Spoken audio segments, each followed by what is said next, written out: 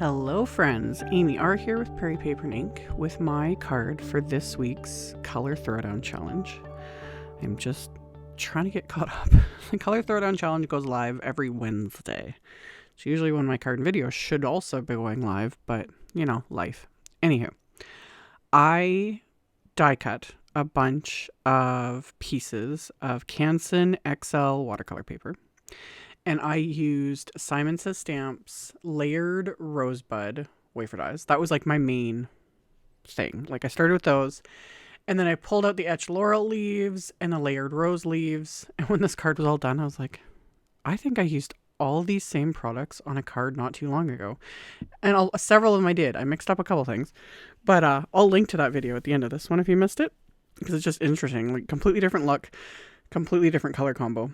Several similar products or same products. But anyhow, I die cut first and then I am doing very simple painting. This is very sped up, but very simple painting by just wetting each area, like wetting each die cut piece. And then I'm painting with some of the Lindy's magical shimmer powders. I've done quite a few videos on shimmer powders. I've done several on these ones and I will have a link to that playlist as well at the end of this video.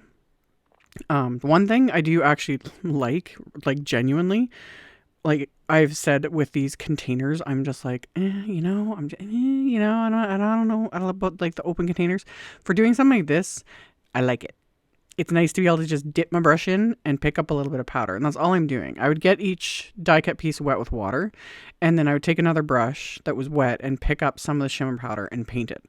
And the thing I love the most about shimmer powders, whether the Lindy's ones or my Tonic Nouveau ones, is they're unpredictable in a sense because almost all of them, there's a few exceptions, but almost all of them have little just random pigments that are just, in there to make the final color.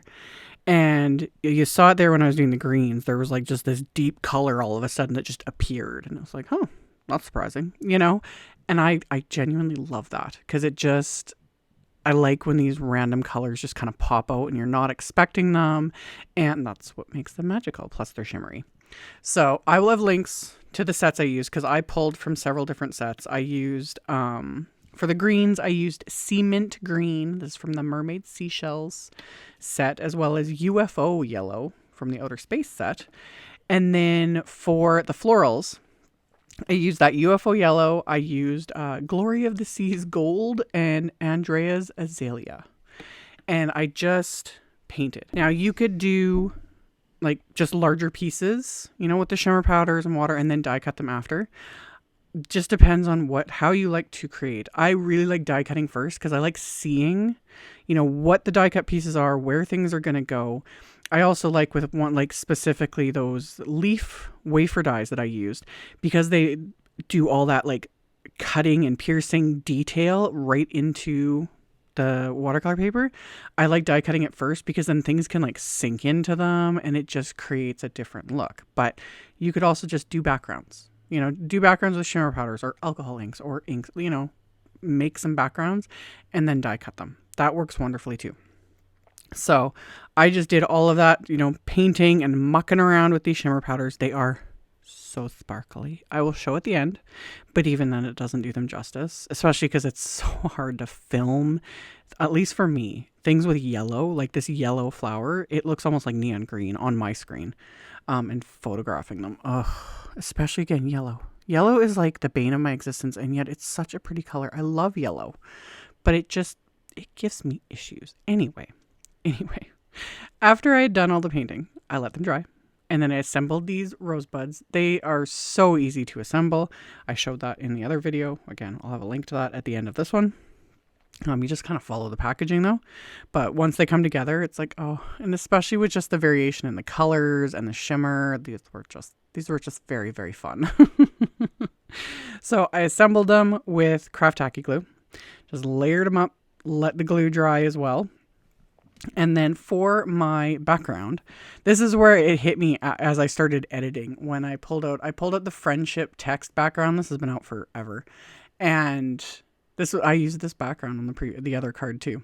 So I've got a piece of Canson XL watercolor paper and the friendship text background. And then I pulled out Simon's Rose Apple ink. This is one of their original inks. They have their entire Simon Says Stamp ink line.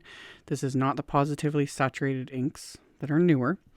Their original ink line, which is still available, there's a bajillion colors. These are not water reactive inks. And I like that for certain things like this, because I wanted to add shimmer and a bunch of water on top of this. If I'd used a water reactive ink, this would end up getting, you know, it would smear and blur and all the things, which could actually be a fun background. But I wanted to keep the text fairly legible. So I used the rose apple ink, stamped that onto the watercolor paper, and then I tape this down to my hardboard, because when I add all the water to this piece, there's going to be a lot, and it just helps prevent it from curling up and the water all running. So I taped it down with painter's tape, and then I used my Picket Fence fan brush that I mentioned in a recent video. I'll link to that one at the end of this one too. I was just raving about this brush. There's something about this Picket Fence fan brush. It is now my magical shimmer powder brush, because it just picks up the perfect amount. So I sprinkled onto the background that Andrea's Azalea and the Glory of the Seas gold powders. Heavily sprayed it with water. Mucked around with it with a brush. I know I say in other videos too, like, just leave it. Just leave it. With this one, this was more, I just wanted more of a soft background. I'm not doing, I'm not filling in or coloring an image like I do with like heat embossed backgrounds. This was more just soft. So I even picked up some of the excess with a tissue, and then I just sped up the drying with my heat tool. You can let it air dry. It's fine. But I wanted it to be dry, like so I could add some splatter. And this is my Amsterdam titanium liquid white paint that I've been using for a lot of splatter lately. I put that onto an acrylic block, and then use my splatter fan brush, because there's a difference, to splatter this all over this background. And then this, I just set it aside, let it dry. And then for some more mucking about, which I've also shown in that same previous video that I'll link to. And I've actually done this a couple times. I've talked about this. Sorry, I keep like hitting my mic. I'm like reaching for products as I'm like talking about them. So this first one that I'm stirring right now, this is the Picket Fence Studios Paper Glitz, the Sparkle. It's beautiful. There is like a mica shimmer in here that is just, it's so shimmery and so pretty. It has a very thin consistency though. Like, it's like liquid. So I've got that. I stirred up the shimmer. And then this other one is Gina K Glitz Glitter Gel, the iridescent, which is, again, beautiful. My container that I'm showing here is old, like years old. It has press and seal on it, which has kept it from completely drying out, but it is thickened a lot. It's still usable, but it's really thick. And I've done things like I've added distilled water to it. I've used Perfect Ink Refresher from Ranger, all the things. But again, that container glitter paste is old. Press and seal has extended its life, but it's getting close to the end of it. However, I have discovered that mixing that with this Sparkle Paper Glitz is like the perfect combo for me. There's something about it. One, I can get the consistency I want, because I can muck around with it. And two, it's so shimmery and sparkly, and I love it. So I mix those together just on my little palette here with my palette knife. And then I'm using Simon's new brush strokes stencil. And I tape that in place. And then I'm just applying my little Franken mix of shimmer paste over it. And I had just enough. I've said that before. That's kind of my superpower, is I'm able to like mix nearly the right amount of product in just a really bizarre way. I don't know. It's not intentional. But anyway. Applied that, immediately went and washed off my stencil, because regardless of the brand, glitter paste dry like cement. Put your stencil and your tools either in a dish of hot soapy water or immediately wash them off. Either or, don't let it dry on them, because you're going to be in for a really bad time trying to clean that stuff up, because it literally is it does. On the stencils, on cardstock, it's fine. It's not like rock solid hard when it dries. Go figure. So anyway.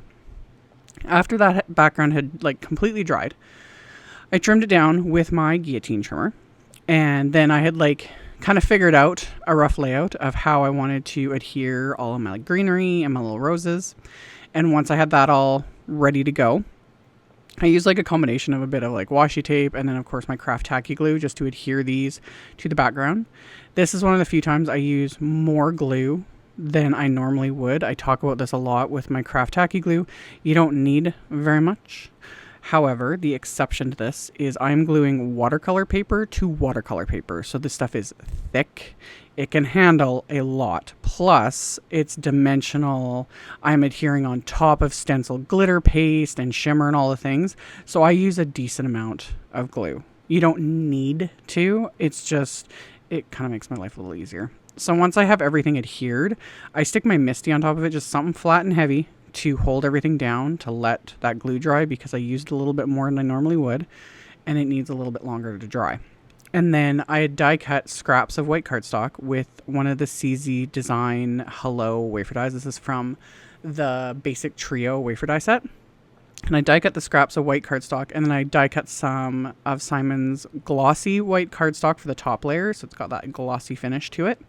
And I only used the first little part of the cardstock scraps because that'll just even everything out when I adhere it here on top of the die cuts. And I used my little T-square ruler to make sure everything's straight, so we're good to go. Stuck it under my Misty again to let it dry. And then for the inside of my card, it's going to be a top folding A2 white note card.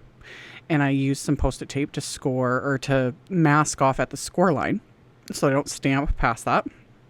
I inked up that friendship text with that same rose apple ink, but I pressed my scrap paper onto it first to get the first impression off of the stamp, and then I pressed the inside of my card base onto this, so I'm getting the second generation stamping, so it's a lot lighter. It's not perfect, doesn't need to be.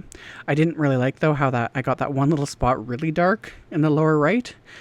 Cover it up, we're good to go. I had those extra little laurel leaf die cuts that I didn't want to stick on the front of the card, and I was like, oh, this fits, it's like meant to be. I'll just cover up that little darker area and we're good.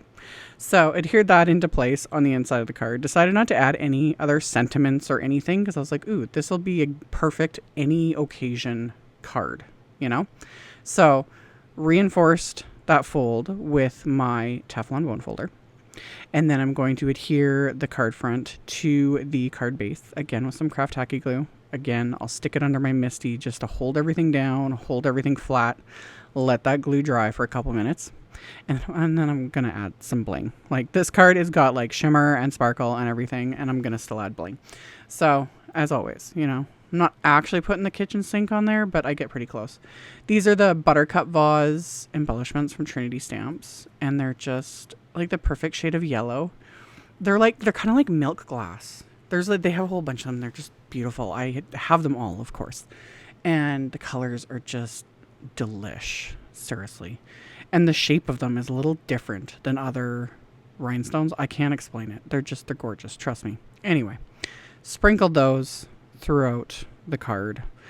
Adhered those into place with dabs of craft tacky glue. Once those are adhered, this card is complete. And like I mentioned earlier, this is for the Color Throwdown Challenge, so I'll have a link to that in my blog post, which will be linked directly below the video.